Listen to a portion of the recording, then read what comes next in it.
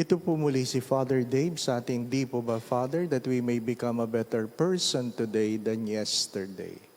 I hope you are well, doing well, getting well. Please stay well. Ano po? Ingat palagi.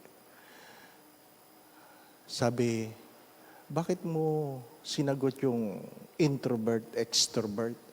Pwede naman nilang i-giggle yun. Ano po? I-google. Ano po? Pwede naman nilang Opo. Pwede naman talaga. Lahat naman ng tanong nyo, pwede nyo i-google. Ano po?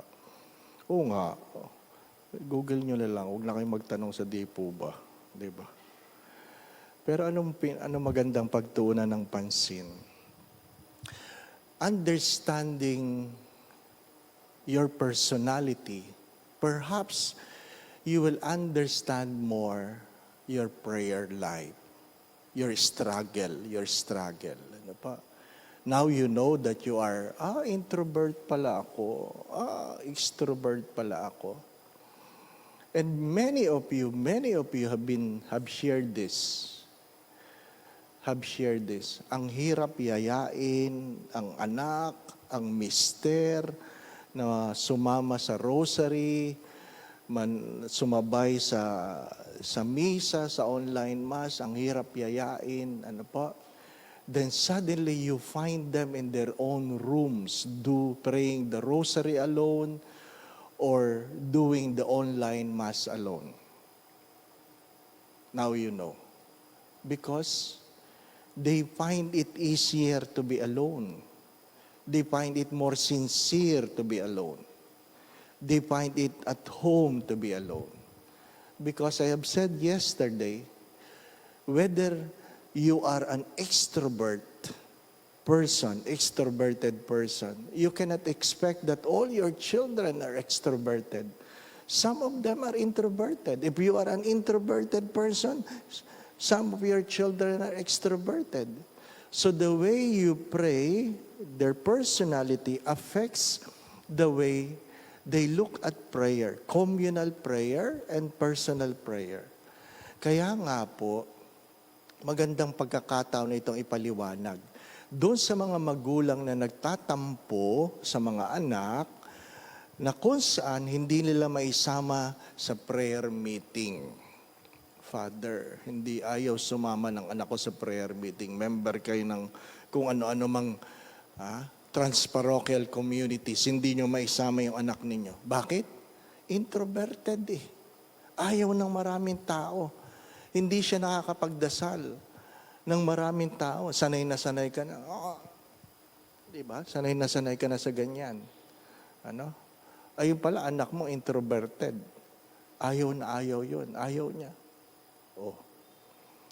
You have to understand first until they learn to adapt. Because no one among us is completely introverted.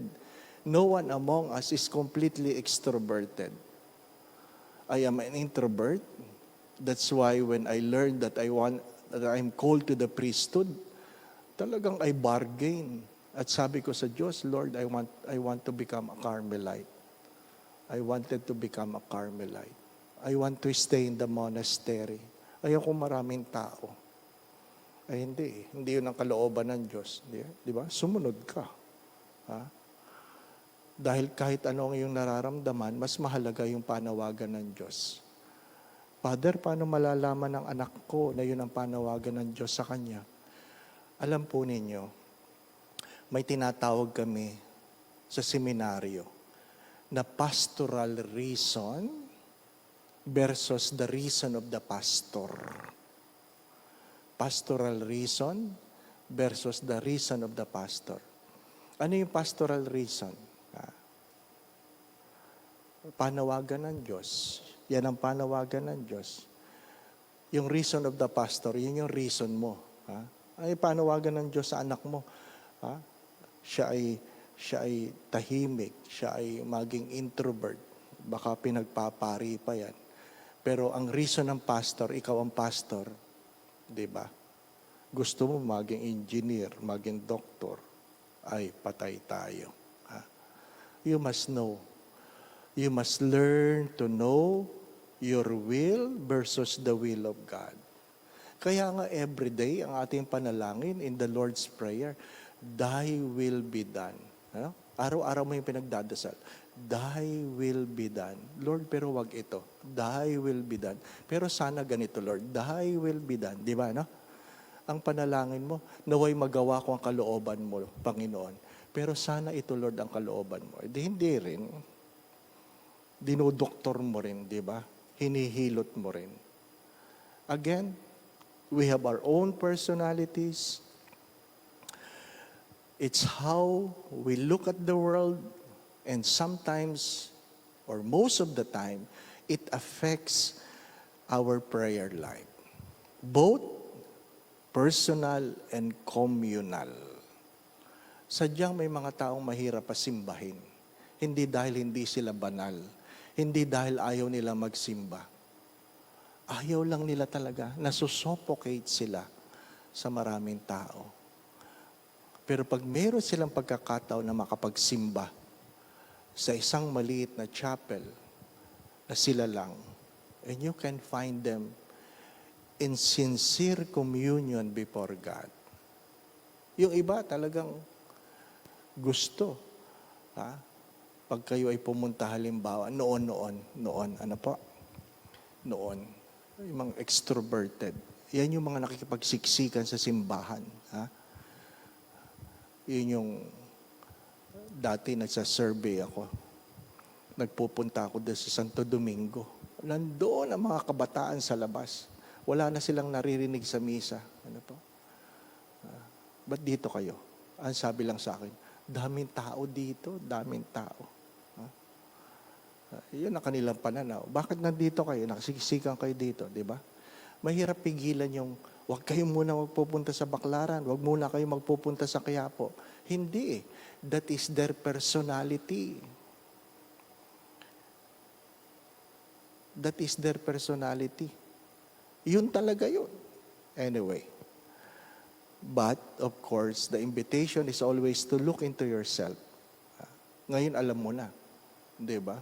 Ngayon alam mo na. So, I hope you will develop your own prayer life knowing who you are. Knowing who you are. Understanding whether you're an introvert or an extrovert, then you begin to understand. May struggle between communal prayer and personal prayer. Muli po si Father Dave sa ating, di po ba, Father, that we may become a better person today than yesterday. Ingat po palagi. Ano po? Kahapon may kausap ako. Yung kanyang pamangkin, fully vaccinated,